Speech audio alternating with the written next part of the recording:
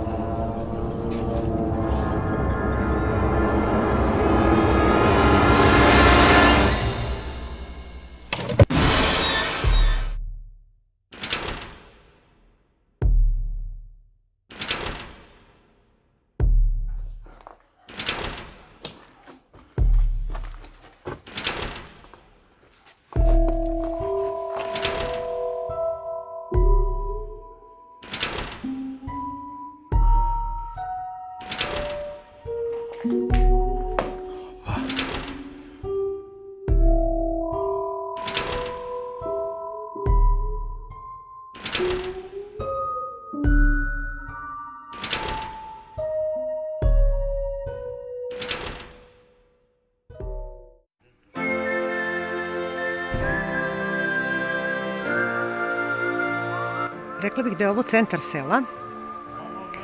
A šta ću ja u ovom selu? Pa naime, ovdje je živeo prvi srpski vampir. Varate se ako mislite da je prvi srpski vampir bio Sava Savanović. Možda najpoznatiji da, ali ne i prvi.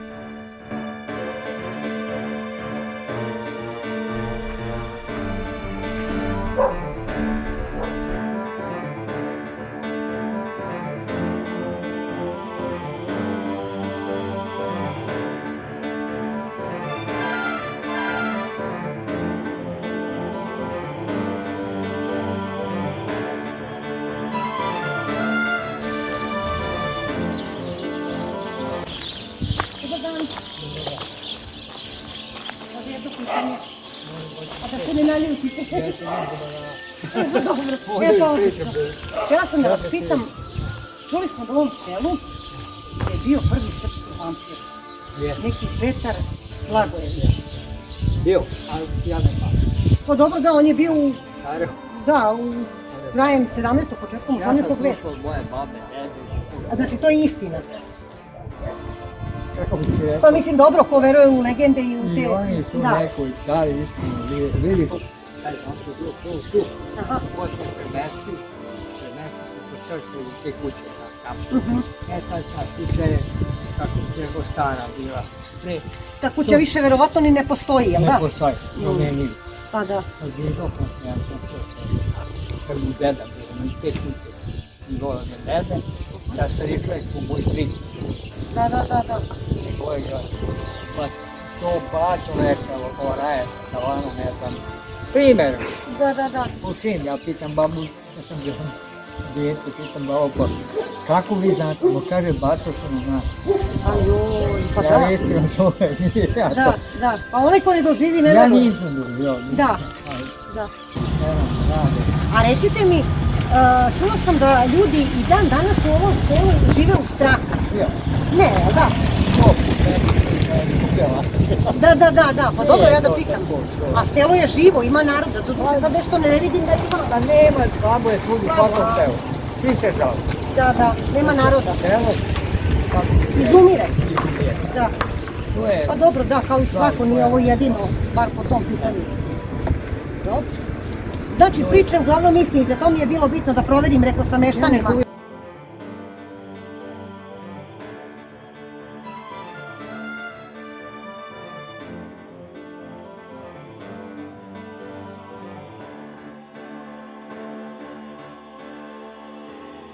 Dobro. Znači ovo je centar sela, ali tako? Ovo je centar ili je centar tamo kod spomenika? Centar je kod spomenika. Aha. Ali dobro i tu i tamo. Pa dobro, i ovdje i tamo, da. Tamo. I je li ima sad nadalje još tamo? Nema ništa. Ima se u kući. Pa dobro, ja... Jedino ovo je to malo. Selo me interesuje, da snimim selo. Pa možeš, ako ćeš se daš u kući. Pa to. Ima poneki sad i brali, A se ljudi ljute kad se pita za svog vampira? Ne, evo. Ne, a? To može neko nije. Kao to, znaš kuću u domu, tam prije pet. Ne viš u kuću veliku. Ova vamo desno ili ona pravo? Govori, ona velika. Aha. Bijelo tamo. Aha.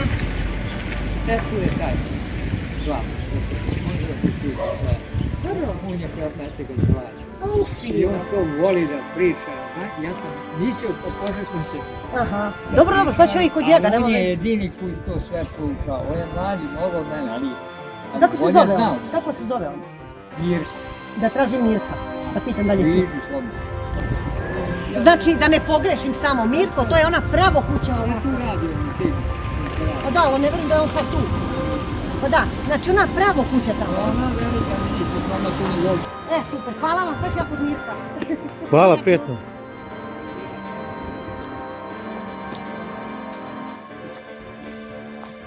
Mirko!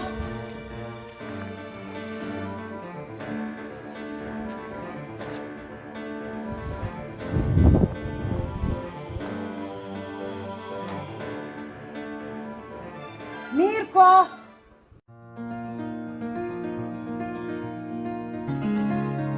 Pisalo se da je umro seljak iz Srbije i da se nakon njegove smrti, da su ljudi počeli naglo da umiru u njegovom selu. Za 8 dana umrlo je čak 9 meštana. Nastala je sumnja da je vampir. Sada idemo da nađemo Mirka. On je predsjednik mesne zajednice. Meštani su nam rekli da ovdje peca i da je on raspoložen da nam kaže nešto više o tom našem prvom srpskom vampiru. Nadam se da ćemo da uspemo da ga nađemo. Vidjela sam jednog pecaroša, idem da vidim da li je to Mirko. Dobar dan. Jel ste vi Mirko? Nas je poslao jedan meštanin kod vas, a posle nam je jedna žena rekla da vi ovdje pecate i da ste raspoloženi da nam ispričate priču o Petru Blagojeviću. Pa dobro, da vam kažem, ja sam Mirko, taj što vas poslao sele, a inače sam 40 godina matičar u opštini Gradište i radim tu po tim selima kao što se zove šef mesne kancelarije ili sad je to matičar.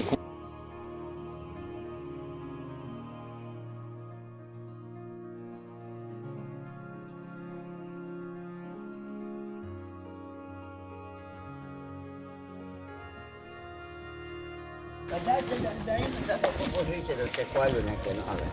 Neke nove noge, a? Da. Pa vidjet ćemo nešto da nađemo preko veze. Možete da polako sam prljao.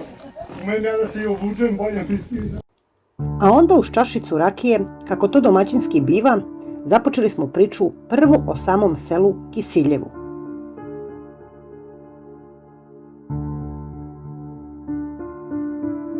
Ispričam ukratko malo o Kisiljevu, da vidite otprilike gde ste, ne znam koliko ste u kojim... Poznajem, ali ne nešto specijalno. Prvo, vi ste sad u jednom selu koje je jedinstveno u svijetu, ali baš jedinstveno. Znači, malo to deluje čudno, malo se ja to prepotentno sad vjerojatno kao ponašam, ali nije. Kad vam budem ispričao celu priču će da znate. Prvo, Kisiljevo je ovde jedno od starijih sela, verovatno i u Srbiji. 1380. godine, jedno od prvih pominjanja imam, Povelja kneza Lazara, koji imam prihode sela Kisiljeva i trga Kisiljevačkog, poklanja manastiru Ždrelo i manastiru Tismeni, znači 1380. godine. 1467. godine u Braničevskom tefteru se vidi da Kisiljevo ima skoro 90 kuća, Požega 40. Znači, mi smo ovdje imali taj rukavac Dunava koji je sad postao Srebrno jezero, negdje 69. 70. je pregrađen taj rukavac Dunava i dobili smo Srebrno jezero koje sam, eto, sticajem okolnosti, sad možda bude malo ja opet prepotentan, ja krstio, ja mu dao to ime Srebrno jezero, tad sam bio malo otprilike kao ova devojčica, pošao sam u gimnaziju 70. godine i to je pregrađeno jezero i onda je to počelo da bude malo tako. I ja sam počeo tim mojim drugarima iz gimnazije da ih zovem da dođu povedu goste na jezero i tako je počeo turizam u Kisiljevu 70. godine. Imamo tu crkvu 1826. godine po ukazu Miloša Obrenovića koja je napravljena i ima opet tu jedna, ovako što bi rekli, interesantna stvar, a to je da je u Kisiljevu rođen Živko Pavlović, deda Milene Pavlović Barili. I on je bio slikar, odnosno u to vreme je on bio moler, tako se to zvalo, molovo je zidove i on je radio prvi ikonostas tu kod nas u crkvi, koji još uvek postoji, ima njegove dve izvorne slike na tom ikonostasu, Živka Pavlovića, dede Milene Pavlović. Imamo iz Kisiljeva, u Kisiljevu je rođen vojvoda Brana Jovanović, jedan od srpskih vojvoda koji je postao vojvoda u 22-23 godine. Znači, poginuo je tamo negde u Makedoniji, to je bila stara Srbija, u borbi sa Turcima.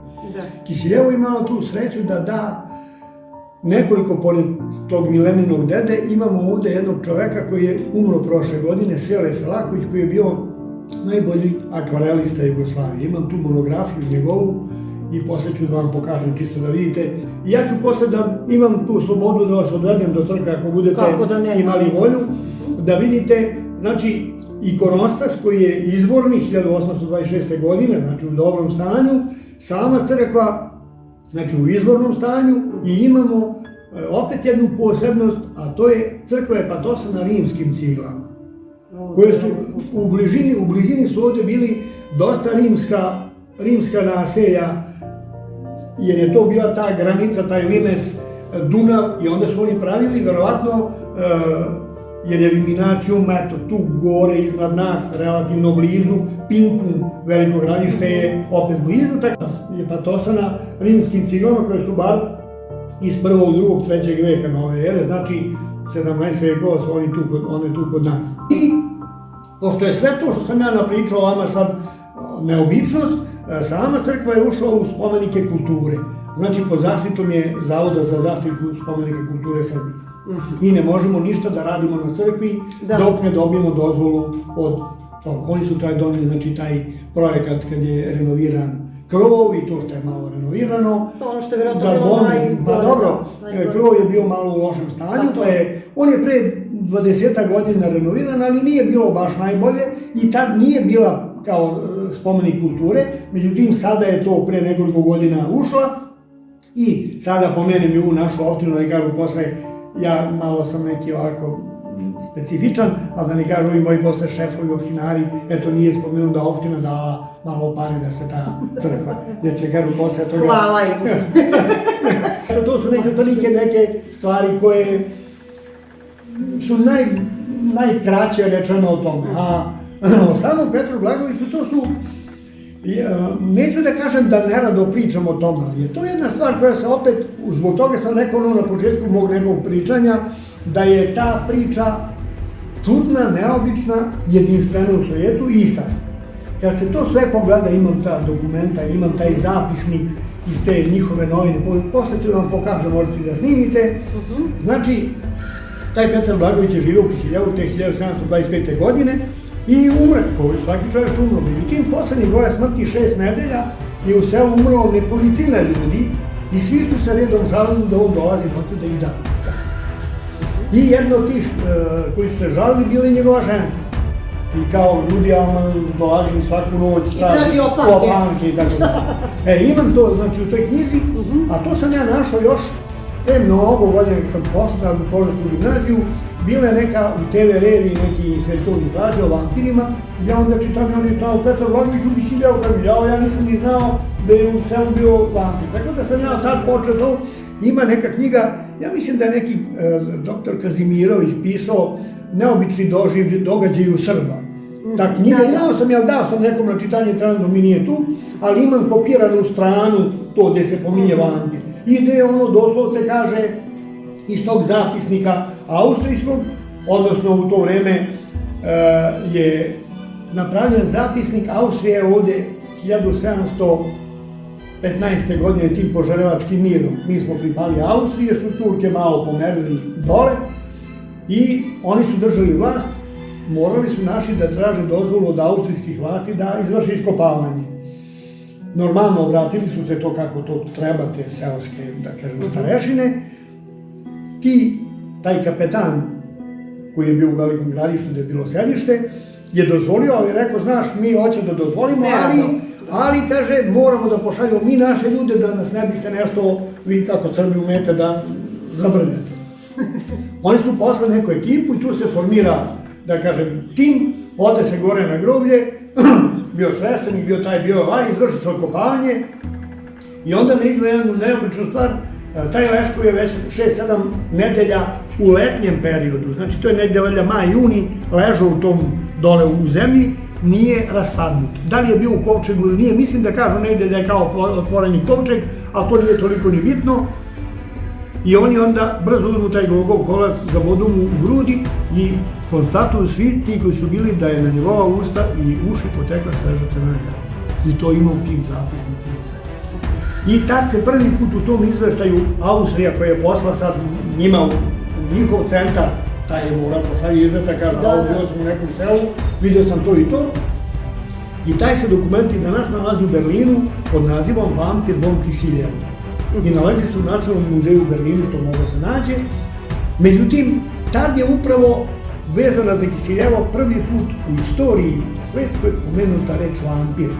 I tad je ušla praktično u istoriju jezičku, jer je vampir vezan baš za selo Kisiljevo i da se taj zapisnik zove Vampir von Kisiljevo, kako su Nemci napisali, i poslali tamo i u Berlinu se i danas nalazi taj u muzeju. Ja sam imao tu sreću da su neke dve devojke, mlađe žene, dolazile pre nekoliko godina koje su pisale neku doktorsku disertaciju i doneli su mi kopiju toga. Ja nisam mogu da znam šta piše, jer to je verovatno nekim starogermanskim jezikom pisano, ali vidjet ćete posle u tom dijarijumu ima oštampana, znači dijarijum to je kao neke vesti, kao što sad izlaze novosti, tako su novine, tako su onda izlazile te vesti dijarijum i na jednoj strani piše da je u Kisiljevu to i to ugrađeno i da ima taj zapisnik i pominje se prvi put vampir von Kisiljevu i tako. To je otprilike to nešto. E sad, kad su to znači uradili, našli, provoli ga kocem, spalili, bilo je najlogičnije po tim starim običajima da se to baci pepeo u Dunavac, da bi ga voda raznela i sve. Oni su bacili u taj Dunavac, vidjet ćete, ja ću da odem s vama posle do groblja, mada nerado više idem, malo mi je to 50 put vam pričam, istu priču, ovo je interesantna, ali ja ništa ne izmišljam, ja samo što sam mogao da pročitam iz tih, da kažem, dokumenta, da vome, i oni su tamo, odmah ispod groblja je jezero sadašnje i oni su tu, znači odmah neko otišao i pobacio tu i to je to.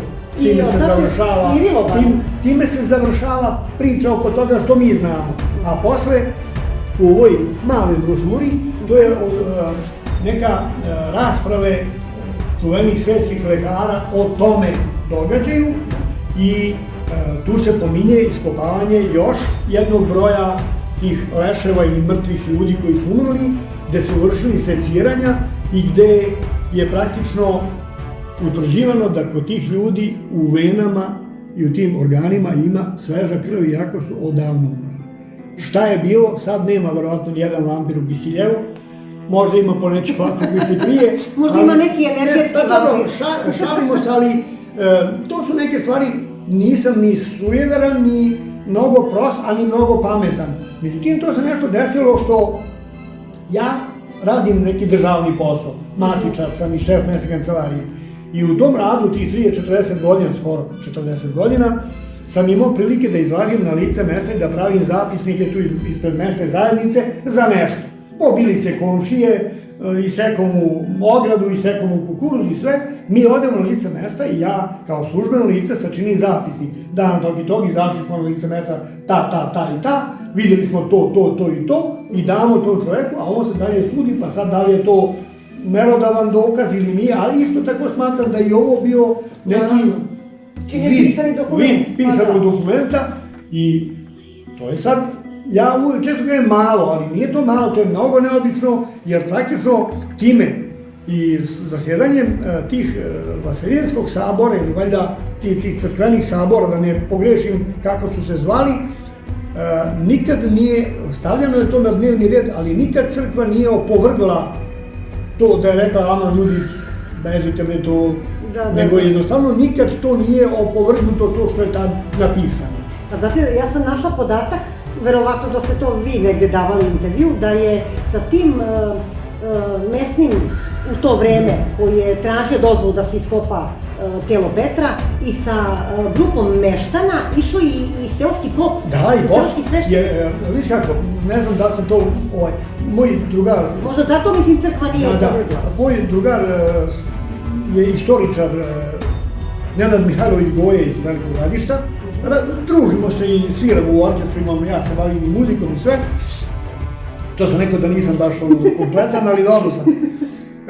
On je kao istoričar, na primjer, s njim sam često pričao, vidim da ja pošaljem i neki put novinari kod njega, da on to kaže sa neke istorijske strane, da je u nekom tamo, mislim, Dušanovom zakoniku postojala klauzula gde se kaže zabranjuje se iskopavanje leševa, jer je to bilo uzelo verovatno maha, pa je Dušanov zakonik predvideo da mora da se posebni uslovi, da kažem, dozvole naprave da bi se dozvolilo to. Za vreme, znači, Dušanovog carstva i njegovog zakonika, posle je verovatno to prebacivano i na ove novije zakone, da nije bilo dozvoljeno sad kogod hoće, sad idemo ovako. Prvo, ja sam vernik, imam tu crkvu, kršten sam i slavim slave.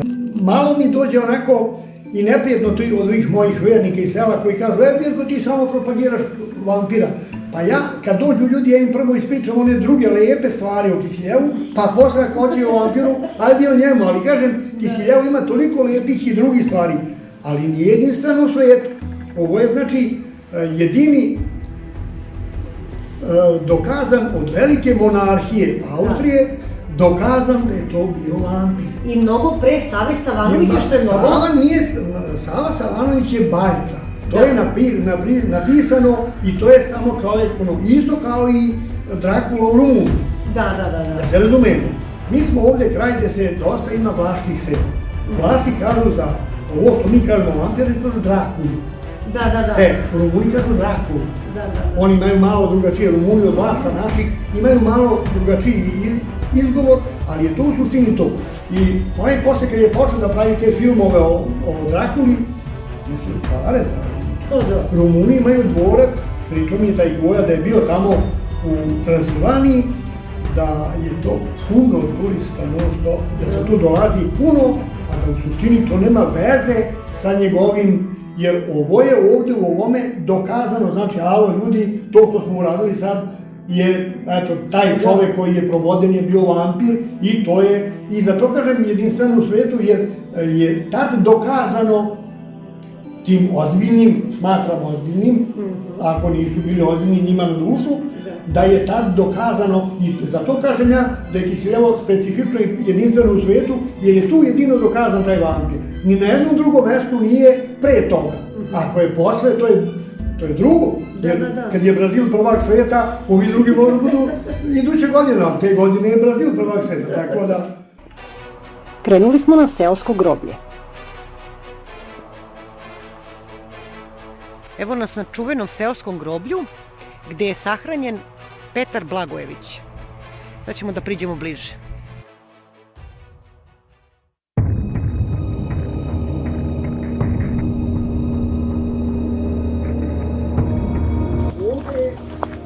Idemo u sad stari deo groblja. Nažalost, ovo je grob od te Milene Pavlović Marili, od njenog deda strica. To je taj Stojić Pavlović, što kajem Tića, što smo uspomili. To je, tu ima njegov spomenik i ovdje je drugi i oni su već popadali. To su ta dva od tih, bio je Stojić, oni ga zvali Tića, skraćeno. I tu kod nas ima, to je taj najstariji deo groblja koji se ne obitava, ali tu su ti stari spomenici koji su iz tom periodu.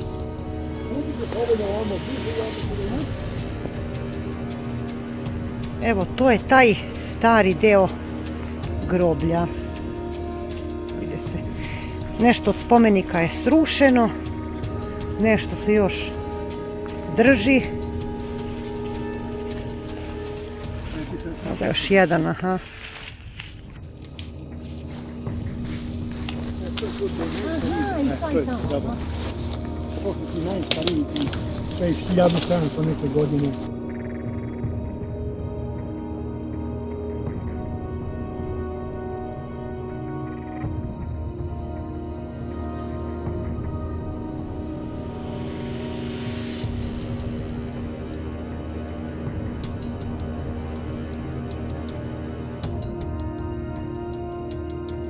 Ali ovamo da vam pokažem spomenike Blagojevića.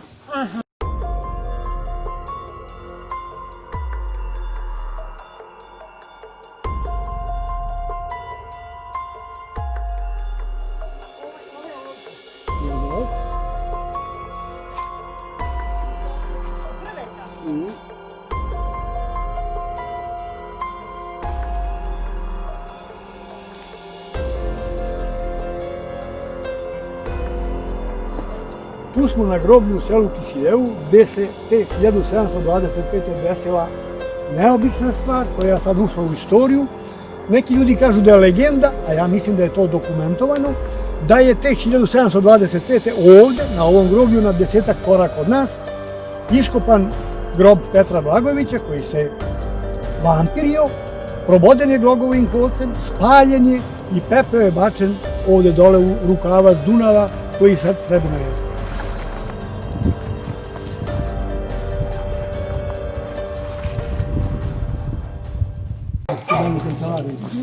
A tu nam je bila prva škola, 1826. godine, pa se posle knjižnice da je sama ambulanta, ali više nema da dolazi doktor, nema potrebe.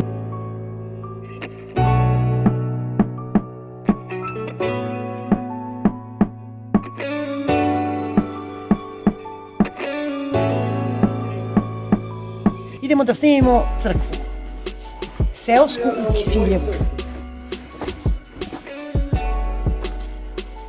Tako veliki ključ za crkvu, ovoliki ključ. Pa evo, što je ta stara brava.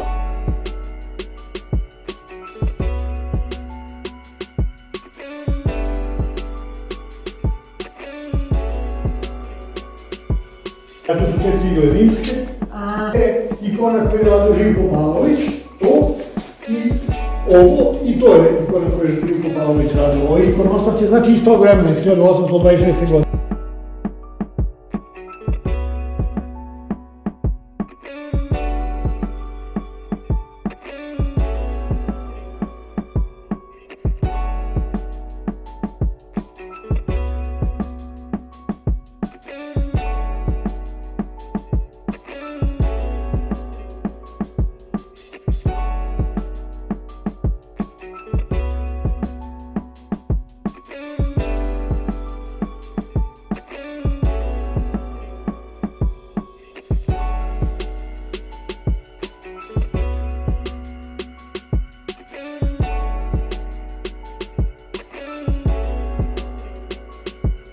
Ova kuća što vidite ispred, tu je živeo stric Milene Pavlović Barili. Na osnovu ove priče nastala je video igrica Vampire Legend – The True Story of Kisilova, koja je bila vrlo popularna, čak 4. u svetu na rang listi.